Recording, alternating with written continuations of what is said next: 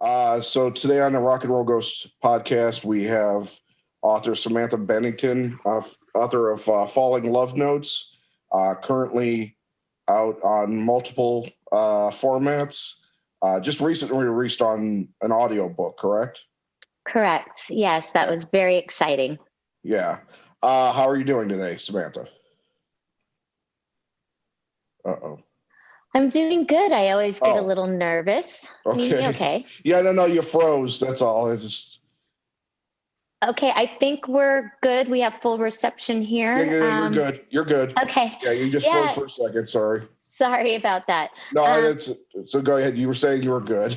I'm good. We're doing good given the pandemic, and we're very excited that the audio's out. We were extremely a little disappointed because of the delays.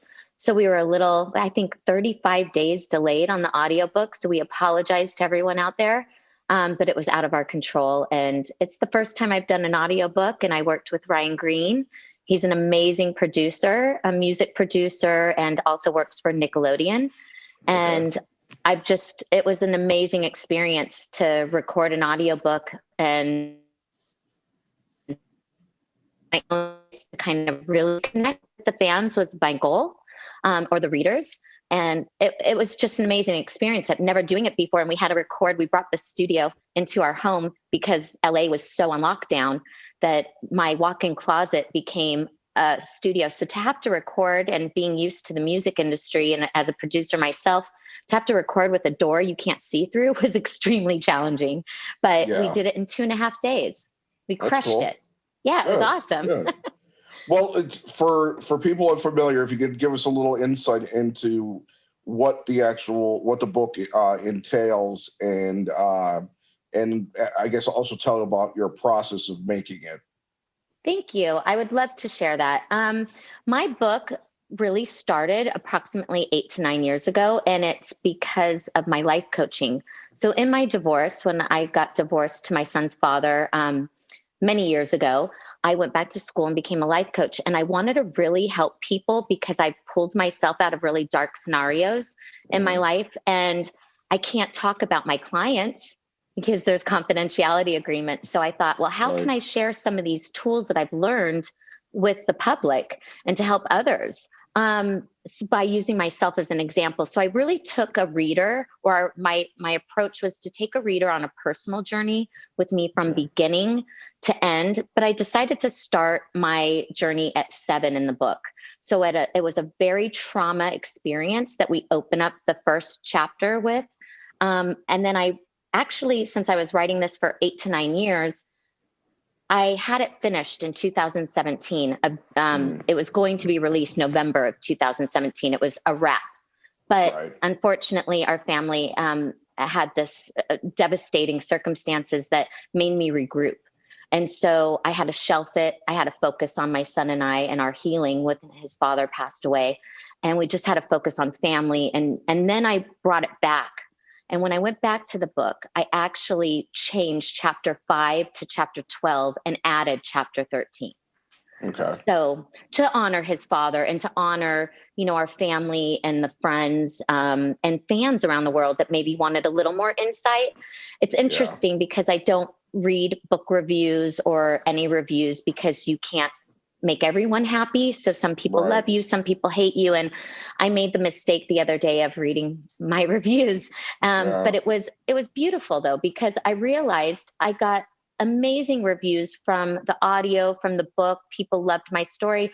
The ones that weren't happy with it, they wanted more of Chester, and they wanted more pictures, or they wanted, me to have more of a tell-all. But it's really more of a life coaching book. And how do we survive as human beings? And how do we connect with each other and lift our vibration? And how do we, survive loss? Whether it's loss of a loved one because of a passing, whether it's loss of a job, how do we get through these trials and tribulations of just life lessons?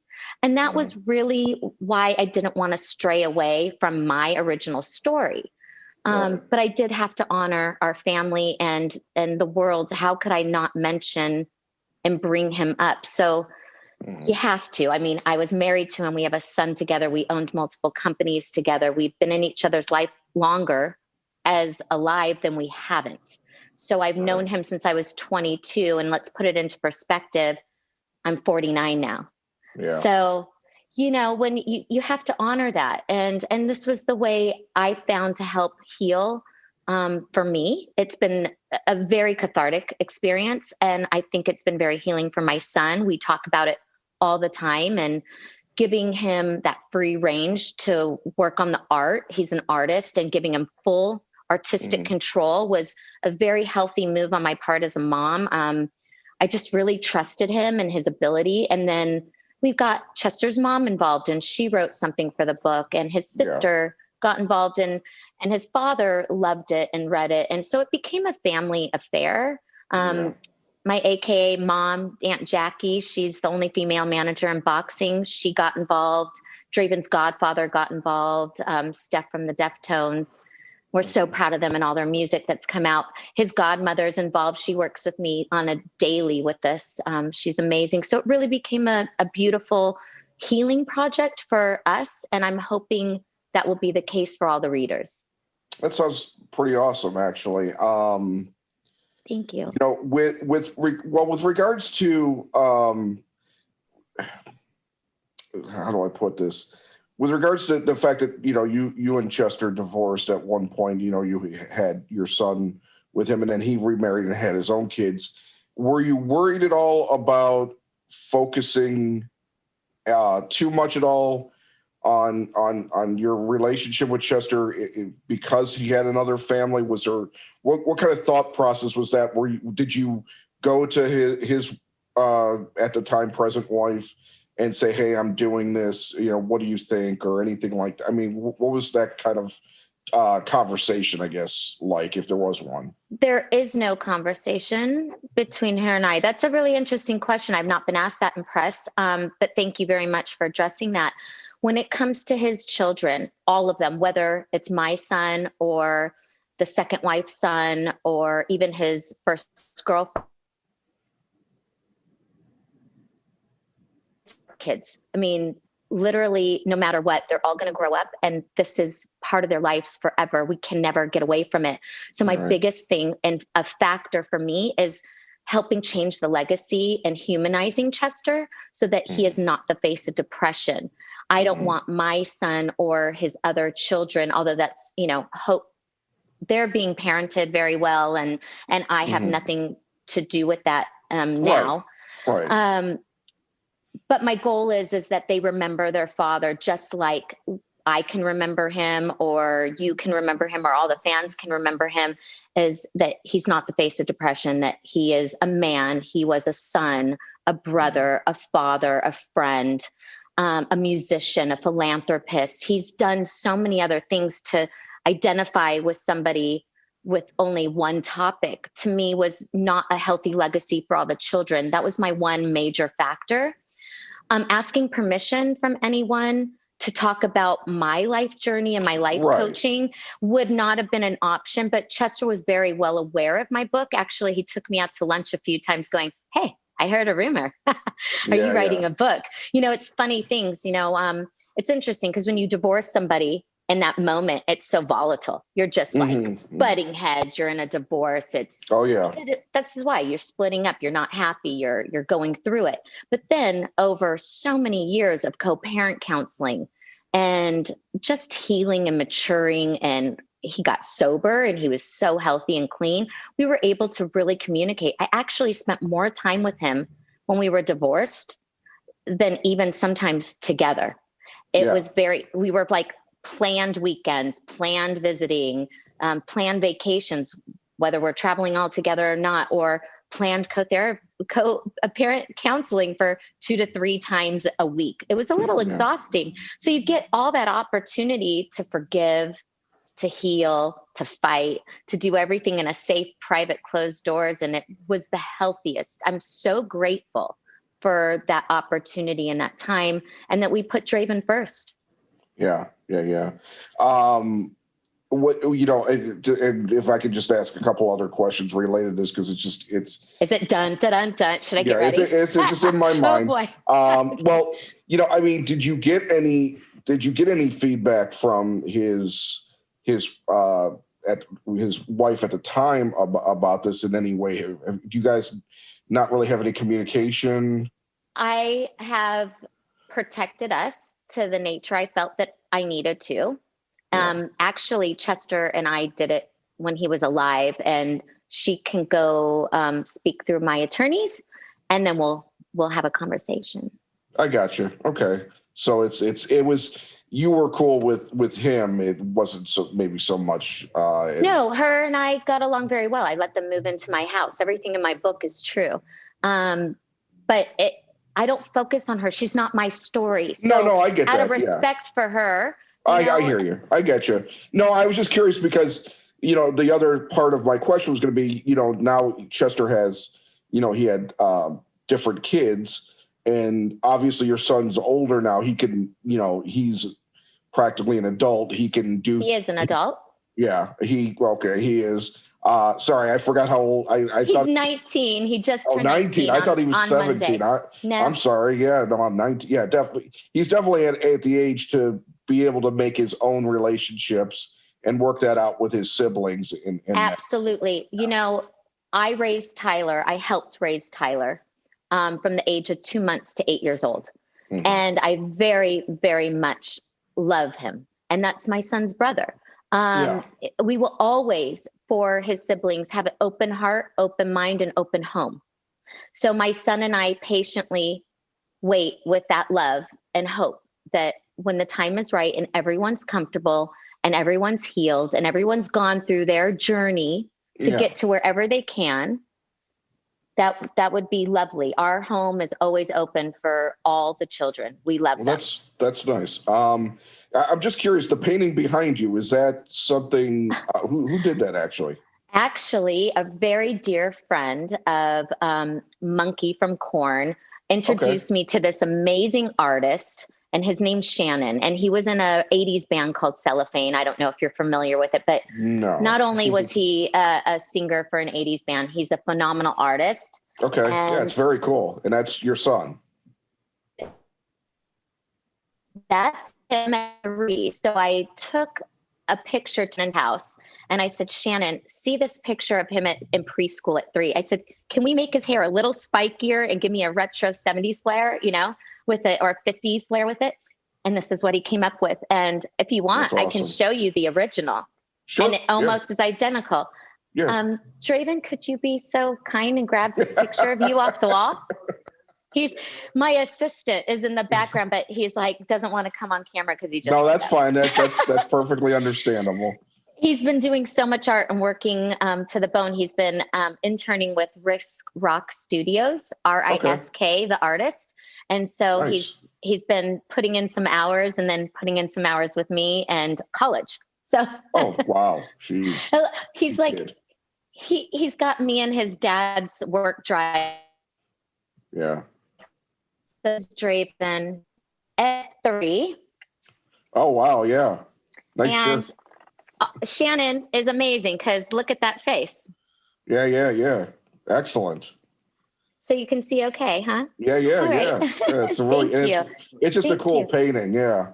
If my house, because we live in California, the one thing I tell all our friends and family, no matter what you have in your home, right? Everything, you have your memorabilia. So I said, if you can take anything out, the only thing I care about is this painting. Yeah. This is my most precious art piece in our home. It's really nice. Yeah, it's a good backdrop for the interview too.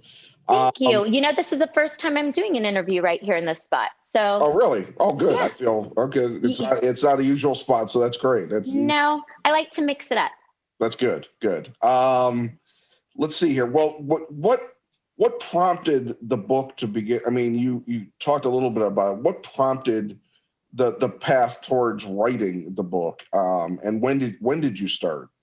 I started, it was 9 years now, but it was about 8 years about eight and a half years when I launched the book. I did take a hiatus. So I wanted to write a book because a lot of people in the music industry, Jeff Blue inspired me back in the day with some artists that when we were on tour, I kind of was a mother hen on the road. So, Chester and I were the oldest and we were the first ones in our group in Linkin Park to get married or to have a child.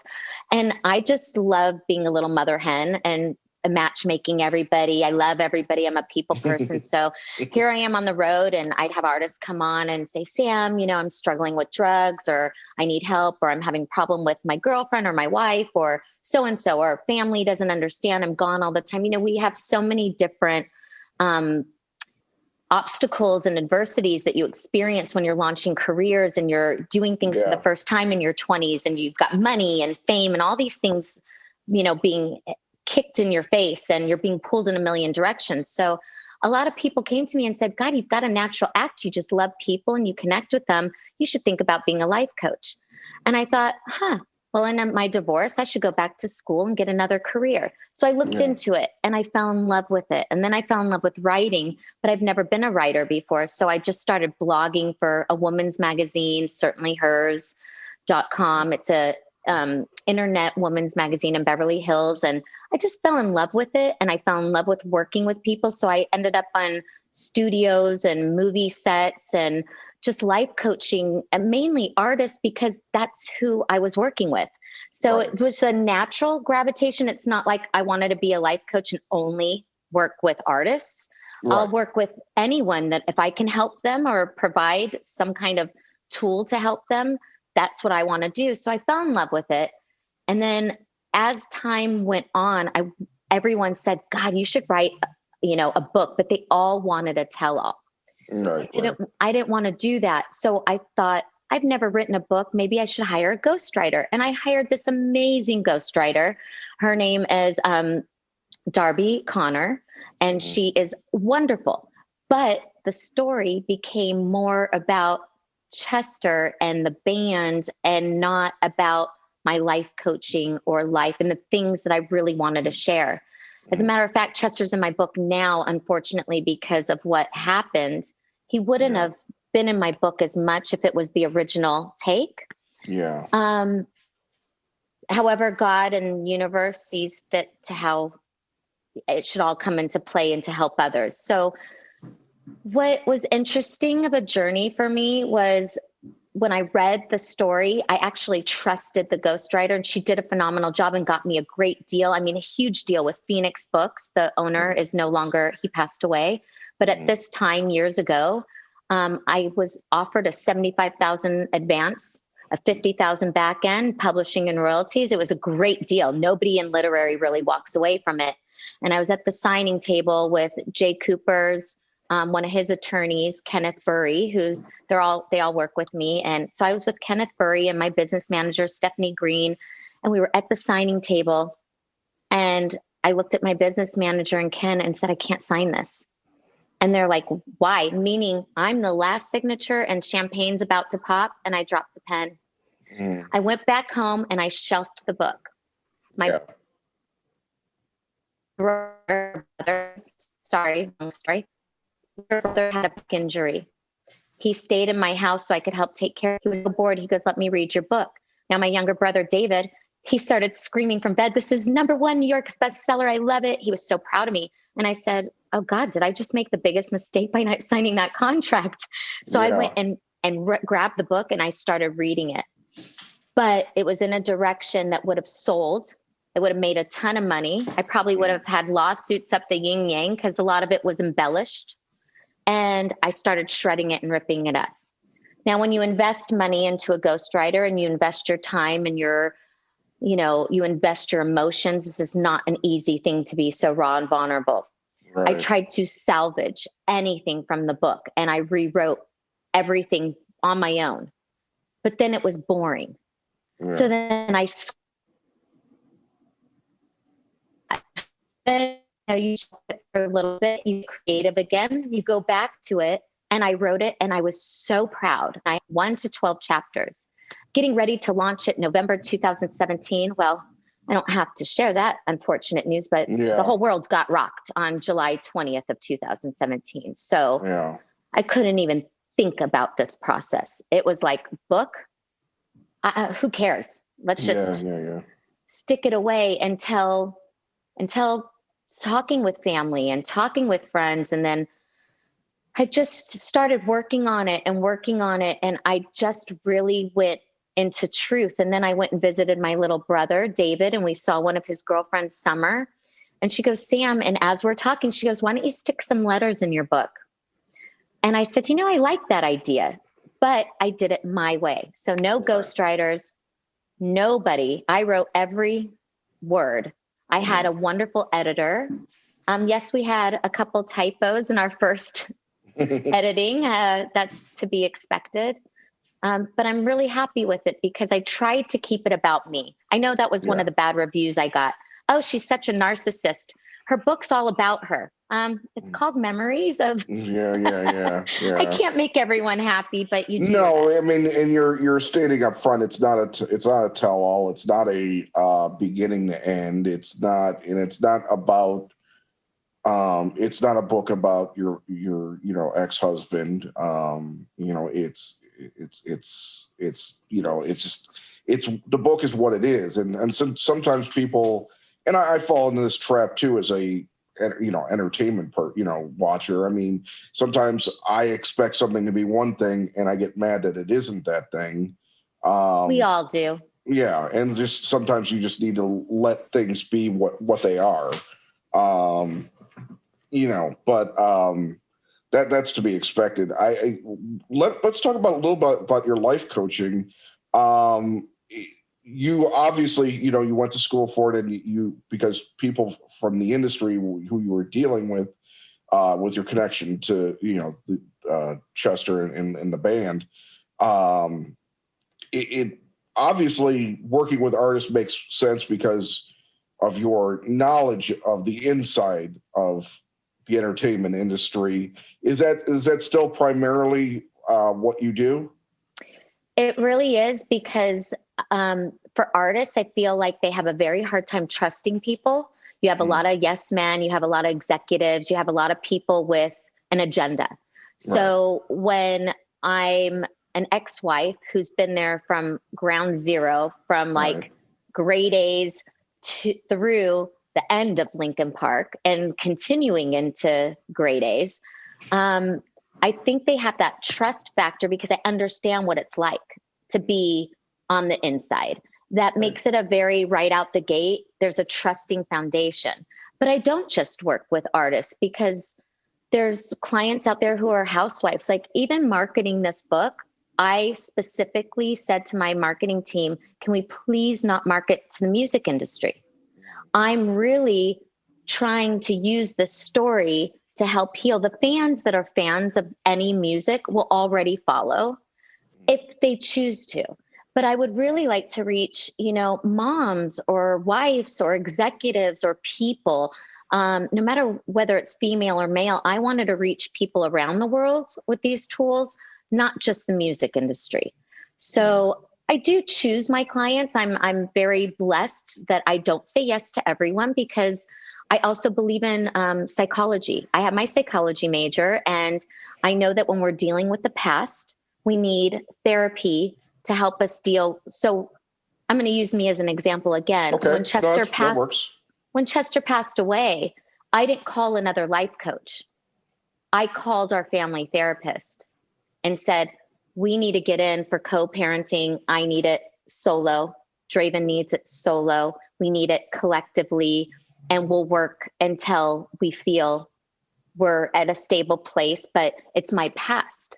Now that I'm working on my present, which was the book, and we're presently in the middle of launching this 8 to 9 year project, I started reaching out to my life coaching and my theta healing friends and community, because I'm working on the present and I'm working on goals for the future. So I think that that's very important as a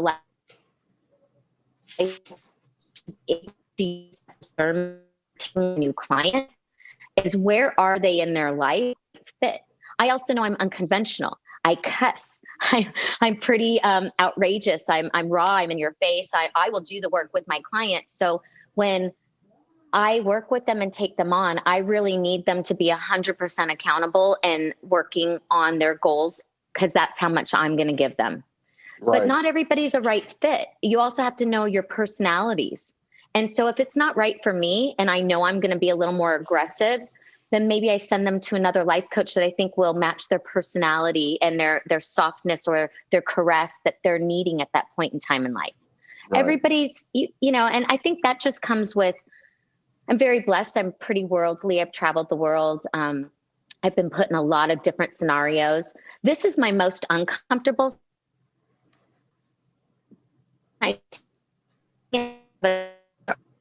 Doing an interview, I have no desire to be this or be in front of the camera. This is the hardest thing for me to public speaking and interviewing. You just have to really, I just have to kind of meditate. I did yoga. I have to de-stress. I go through this whole process, whatever it gets me to be able to talk to you right now. So there's all these tools that I even have to push through on a daily basis, just like everybody else. We're all human. But if we do things together and we work together, think about how much we can accomplish. Yeah. Yeah. Well, so to me, that's the fun side. I also say, that it's like, I think people are generally better at helping others than they are helping themselves. Oftentimes. Generally, for me though, because I use myself as an example, I walk the walk. I take you're so a much bit pride. You're a little bit more skilled because you've gone to school for it, and I mean, but I'm sure there are people in therapy or in whatever that actually do it as a profession that still have their own issues and they have to go see somebody themselves. But what I'm saying is just like, like I have the ability to sit there and look at someone coming to me with a problem and see their issues and generally help them, like figure it out. Me, I just run around like I don't know, like I'm running. Oh, call me, honey. I'll do it for free. Come on. Call me anytime. I don't even, honestly, with myself. Well, I don't want to get into myself, but no, but I have to agree with you. And sorry to cut you off. No, that's fine. It's always easier because when you're in it, right? Even when I'm in it, you're in it. You're in that rabbit hole. It's so much easier to look at somebody else's situation and go, oh, I could see clearly because you're not in it. Right. So in your defense, we all go through that. And, Well, that's why I was getting it about, because I mean, I have my own issues with depression and anxiety and stuff. And sometimes I don't even know what triggers it. There have been times in my life where I've known what the deal was, but there are times where my anxiety kicks up and I'm like, I'm not thinking about anything negative. I mean, work isn't stressing me out, what have you. It's just like all of a sudden I get that panic attack thing and I don't even know what's going on, Well, I'm going to say this because this has been coming up quite a bit. Look at the world we're in right now. We're in this pandemic and everywhere, no matter where we live in the world, right? Every state is handling or different countries are handling this differently. So energetically, if you believe in energy, we're all connected through energy. To some degree, yeah, sure. Right? So not to sound like a cuckoo bird, but we're all connected, in energy. So if the whole world is feeling this energy at such a high level, sometimes anxiety is going to creep up even when you don't realize where it's coming from. It happens to me. And I don't have depression. I don't have anxiety normally, but yesterday I had a panic attack. And I didn't know where it was coming from. And I realized because I meditate every night before I go to bed, just something that helps me sleep. It's a tool that works for me. And I literally had to meditate last night because I was like, I had a panic attack. I went into a nail salon to get I normally have claws just to have a little pretty for you.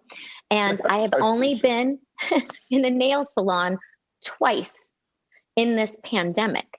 And I realized being inside and being around other people, even though I'm vaccinated, and I'm wearing my mask and there's shields and everyone's protected, I wasn't used to being inside a building. And they had all the windows open and the door open. I actually got up and walked out. I had that much of a panic attack. So even when we don't have these, when we're not fighting natural, it's very normal. Most people have it, but I feel it's environmental. My son's godmother and I, we talk about it all the time. We're in Los Angeles. It's environmental.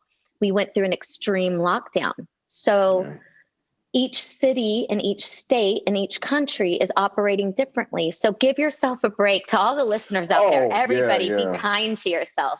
It's been a long road, especially this year. But your point about it just being the energy around you could be a thing. Because normally when they happen, I get it, and honestly, I haven't really done much of anything inside yet. I've been vaccinated too, but I know that you can still get it somehow. Right.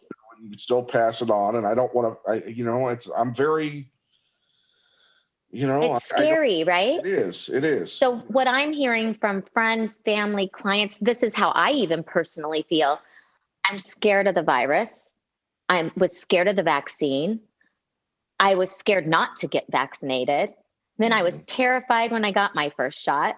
Then I was terrified after. I mean, I was scared when my son got vaccinated. I was scared when our family, we don't know how it's going to affect. So we're all operating on fear-based situations in life that no one has ever faced before. Yeah. It's really, I mean, I can't even understand.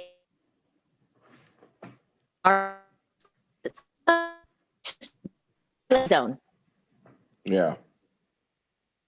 Yeah. Well, I don't want to take up too much more of your time, but I do want to just get to a couple other areas. Absolutely. How has your work been affected by the past year? Do you do this sort of thing where you're, conferencing in with people? It's really interesting that you say that, because I'm used to being on a TV set or in a music studio, or you do interviews in a radio station, or you meet somewhere. For me to work in a music environment, a life coaching environment by Zoom and doing interviews this way, at first I hated it. I have to say it was so impersonable to me. But now I'm a little used to it, and I feel like we're super connecting. So I think it's the wave of the new future to keep everyone healthy and safe in comfort zones. So it's okay now. The delays have been hard with shipping. I can't do a lot of translations right now because a lot of different countries are operating differently. So that's frustrating for, the fans that maybe don't speak English in South America, or I want to do translation in Japanese. I want to do Portuguese. I mean, we have so many things that we would like to, so many people we'd like to reach, because it's really about the healing and the connecting for my book. That was my goal. It wasn't, again, a tell-all or music industry book, but for producing music, it's been challenging as well, because a lot of people aren't comfortable in studios yet 100%, and you can only have so many. So really, I've kind of just been focused on this project. We still can't do a book tour yet. We're just starting to book. I can announce it. You could be the first person. I can announce it. We haven't gone public with it yet, but on June 13th in Malibu, California, at a location called Hiptique. It's a clothing store. Draven and I are going to do the very first signing together. And I don't think he's going to normally do signings with us, maybe here and there for his artwork.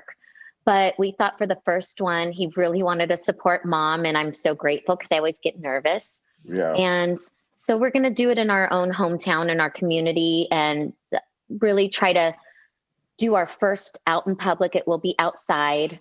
So everyone's comfortable, and we can share a part of our love with whomever wants to come and meet us and join us and say hi. That's awesome. And it's, and having, we all suffer our own loss, and I'm not sure how to say this. I definitely want to extend, my condolences to you and your son, especially, because I mean, it's a difficult thing to deal with, and I don't know, honestly, I'm sorry. I'm thinking about the person I lost, and it's been a while, but it's like, that stuff, it just doesn't go away. No. No. And I'm hearing what you're saying. Literally, when people say to us sometimes, well, it's almost been 4 years, but for us, it's like 4 days or 4 seconds. It's such a major loss, and Yeah. For both of us, but for the kids especially. Oh yeah, that's the special hard part. It like rips my heart apart. And my son and some of the kids, they didn't just lose their father, they lost some of their siblings. It's very unfortunate. He was the glue to whole kind of putting that stuff together, it seems. Well, yeah, he's the main one in common, he's the father to all of them. So, I've opened my door to the family once. I'll always keep it open, but only with kindness and love. Yeah.